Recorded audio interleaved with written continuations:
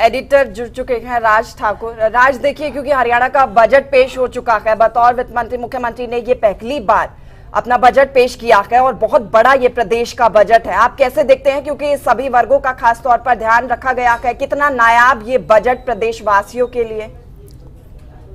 देखिए, नायब सैनी के लिए चैलेंज भी था कि पहली मरतबा अपना बजट पेश कर रहे हैं, बतौर वित्त मंत्री पहला बजट वो कर रहे थे, तो ऐसे में एक संतुलित और एक बेहतरीन बजट देने की आवश्यकता थी, क्योंकि यहीं से टोन सेट होनी थी। उस टोन को सेट करने के लिए आप कह सकते हैं कि पिछले बजट के मुकाबले तकरीबन 14% की बढ़ोतरी हुई है। और जब 2,05,000 करोड़ से ज्यादा का बजट आप देते हैं तो फिर लाजमी तौर पर उसमें बहुत सी नई चीजें इंप्लीमेंटेड है। और ये बजट क्यों सबसे ज्यादा जरूरी था वो समझने की जरूरत है। वो इसलिए भी हो जाता है क्योंकि जब आप चुनावों में जीतते हैं तो आप घोषणा पत्र अपना लेकर आते हैं। उस घोषणा पत्र को पूरा करने के लिए अब आपके सामने बजट एक ऐसा प्रारूप होता है जिसके तहत आप उनमें वो तमाम चीजें डाल सकते हैं जिसकी वजह से आपको वोट दी गई थी, जिसकी वजह से आप पर भरोसा जताया गया था। और उस भरोसे पर अगर खरा उतरना है तो फिर आपको इस बजट में उन तमाम चीजों के लिए जगह देनी होगी। हम लाडो लक्ष्मी योजना की बात कर चुके हैं, जिस पर तीखी नोकझोंक भी होती हुई दिखाई दी भूपेंद्र सिंह हुड्डा और मौजूदा सीएम ने यानी नायब सैनी ने। उसके रिगार्डिंग एक चीज तो इससे क्लियर हुई कि सबको वो नहीं मिलेगा और अमूमन मिलता भी नहीं है। जो सरकारी नौकरी में महिला होगी उसे वो क्यों दिया जाएगा, वो उस कॉन्वर्सेशन के दौरान भी बातचीत हुई। तो यानी यहाँ पर बहुत से अलग अलग बैरियर्स होंगे जिन बैरियर्स के तहत उन महिलाओं को ये राशि दी जाएगी जो 2100 रुपए की राशि है, जिसे इसकी वाकई में जरूरत है। और होता भी ऐसा ही है। तो उसके हाथ से 5,000 करोड़ की जब आप विंडो देते हैं तो उस विंडो में किस तरीके से यूटिलाइज उसे करते हैं, क्योंकि हम देख चुके हैं कि ट्रेंड बना पिछले कुछ वक्त में किसी तरीके से महिलाओं को अपनी तरफ आकर्षित करने के लिए हिमाचल ने शुरू किया, दिल्ली ने शुरू किया, फिर हरियाणा में भी हुआ। जब हुआ है तो उसे इम्प्लीमेंट करना होगा। बहरहाल अगर इससे आगे बढ़ते हैं तो आप देखेंगे कि सीएम की तरफ से कुछ इंपॉर्टेंट पॉइंट्स जो है जिनका जिक्र किया गया आखिर में खास तौर पर, जिसमें कहा गया कि जो सरकारी नौकरी करने वाले हैं उन्हें कैसे ओपीएस एनपीएस से इतर यूपीएस में डाला जाएगा और किस तरीके से उन्हें फायदा होगा।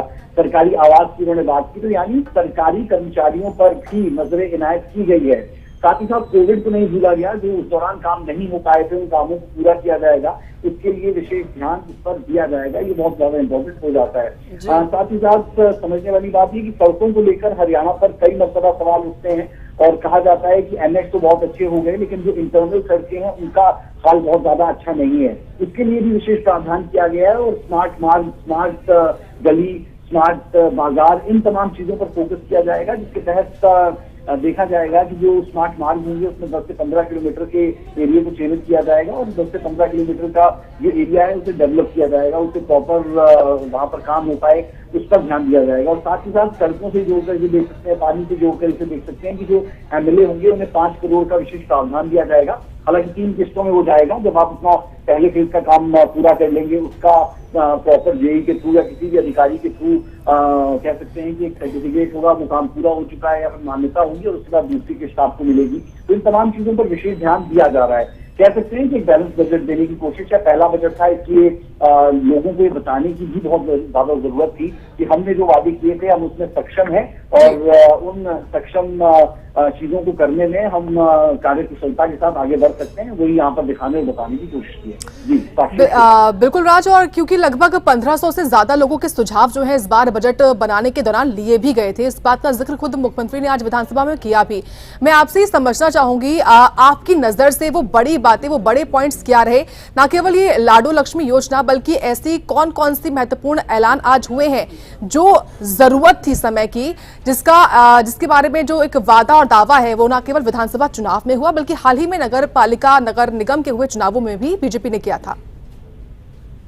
देखिए, पहले तो अगर आप क्राइम के हिसाब से देखें तो ये एक चैलेंज रहता है कि जब इंटर स्टेट क्राइम बढ़ने लगता है उससे रोका कैसे जाएगा। तो उसके लिए बहुत अच्छा स्टेप इसे कहा जाएगा कि हर जिले में फास्ट ट्रैक न्यायालय होंगे और वहां पर काम उस दिशा में किया जाएगा। दूसरी तरफ हम देखते हैं कि एआई को लेकर बहुत बात इन दिनों होती है और वक्त के साथ जब आपको आगे बढ़ना है, चलना है, तो फिर आपको उस हिसाब से काम करने की भी आवश्यकता रहती है। तो हरियाणा एआई मिशन के तहत भी कुछ चीजों पर जरूर फोकस किया जाएगा और लिंगानुपात और कैसे बेहतर हो सके, यानी 1000 पुरुषों के मुकाबले जो संख्या पहले 868 थी वो अब 910 हो चुकी है, इसका भी जिक्र उनकी तरफ से किया गया। साथ ही साथ स्वास्थ्य की अगर हम बात करते हैं तो स्वास्थ्य को लेकर भी विशेष ध्यान देने की कोशिश की गई है। शिक्षा को लेकर विशेष ध्यान देने की कोशिश की गई है। शिक्षा का अगर हम आवंटित राशि की बात करें तो तकरीबन 8.10% जो बजट था उसे बढ़ा दिया गया और ये बहुत मुख्य पहलू आप कह सकते हैं कि शिक्षा के क्षेत्र को और बेहतर करने की तरफ कदम बढ़ाए जा रहे हैं। साथ ही साथ जीडीपी बेहतर हुई है और उसे और बेहतर करने की तरफ बढ़ा जाएगा, इसे भी एक इम्पोर्टेंट पहलू माना जा सकता है। मेडिकल कॉलेजेस पर बहुत ज्यादा जोर दिया गया है कि मेडिकल कॉलेजेस ज्यादा से ज्यादा हों। साथ ही साथ हम लगातार देखते हैं कि मेडिकल कॉलेजेस आप बना तो लेते हैं, लेकिन वहां पर क्या वाकई में अच्छी सुविधाएं मिल पाती है, उन सुविधाओं को कैसे दुरुस्त किया जाएगा उसकी भी एक झलक यहाँ पर देखी गई है। एमबीबीएस की सीटें जो है वो लगातार बढ़ाई जा रही है। पोस्ट ग्रेजुएट डिग्री के जो कॉलेजेस है उनमें भी कुछ इजाफा किया जा रहा है।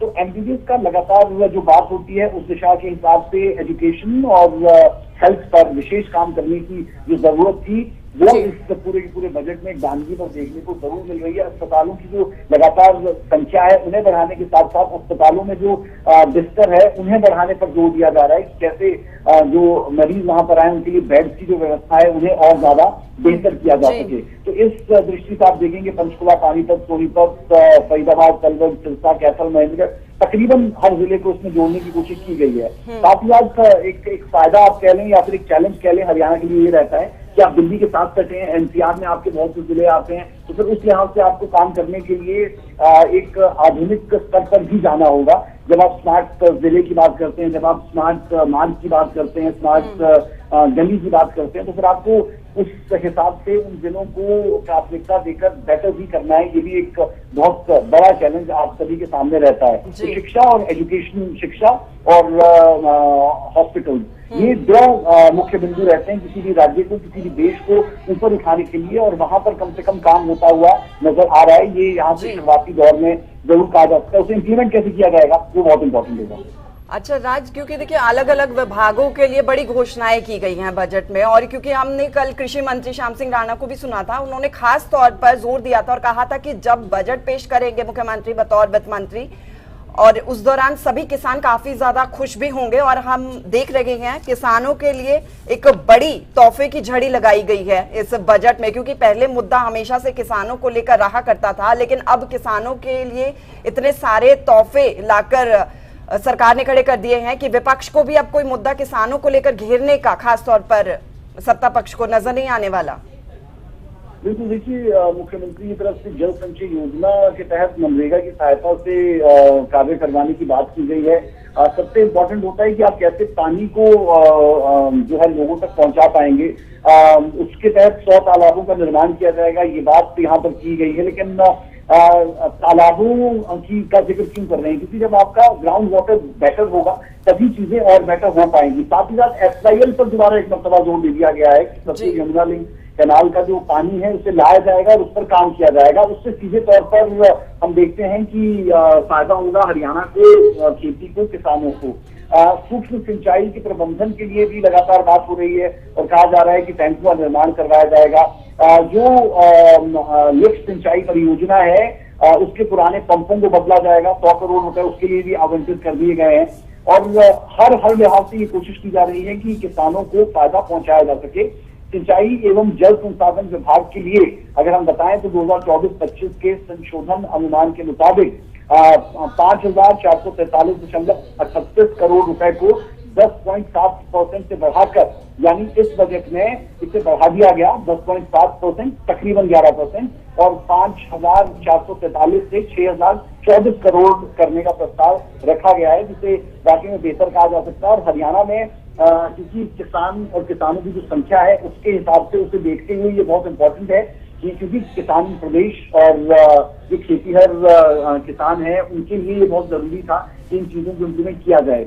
हो सकता है कि डायरेक्टली बहुत जल्दी बहुत खुश होते हुए किसान ना नजर आए, लेकिन लॉन्ग टर्म के हिसाब से जब 10 से 11% की वृद्धि कहीं पर देखने को मिलती है, हम शिक्षा की बात भी कर रहे हैं, मेडिकल की बात भी कर रहे हैं, तो हम किसानों को इसमें नहीं छोड़ सकते। जो सवाल आपने किया वो बहुत मूलभूत और जरूरी हो जाता है हरियाणा के परिप्रेक्ष्य में, क्योंकि कृषि प्रदेश हरियाणा, और यहाँ पर जो है वो इस बार 11% की वृद्धि इस पूरे के पूरे बजट में उनके लिए है, तो इसे एक पॉजिटिव कहा जा सकता है इस पूरे के पूरे बजट का। जी बिल्कुल। और क्योंकि राज हाल ही में जब केंद्र सरकार का बजट सामने आया था तो उसकी जो मोटी बात थी, जो सार निकला था, वो ये था कि आम आदमी के हित में वो बजट था, यानी कि टैक्स फ्री करके सरकार ने जो बड़ी राहत आम आदमी को दी थी। लेकिन जब एक राज्य का टैक्स आता, माफ कीजिएगा, जब राज्य का बजट आता है तो जो आम व्यक्ति है, और खासतौर से एक ऐसा राज्य जो कि कृषि पर आधारित राज्य है हरियाणा, किसानों के लिए तो तोहफों की झड़ी लगाई है, जैसे कि जिक्र लगातार आप भी कर रहे हैं। लेकिन और कौन कौन से वर्गों का ध्यान रखा गया है, रखा जाना चाहिए भी था?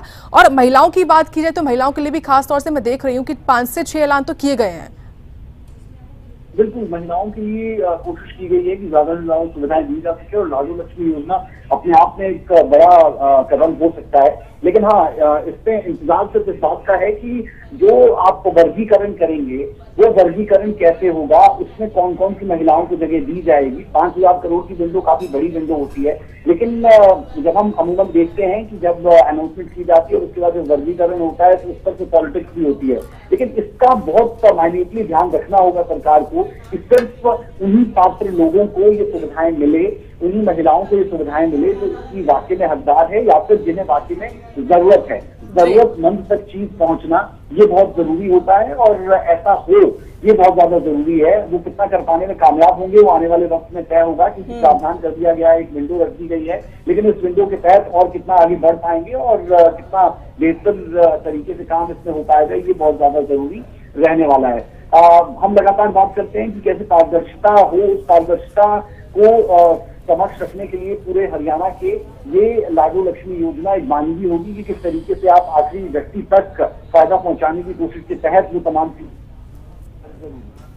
बिल्कुल, क्योंकि बड़ी घोषणाएं की गई है, इसमें चर्चा हम लगातार कर रहे हैं। फिलहाल बहुत शुक्रिया आपका राज, हमारे साथ जुड़ने के लिए। चर्चा आपने की बजट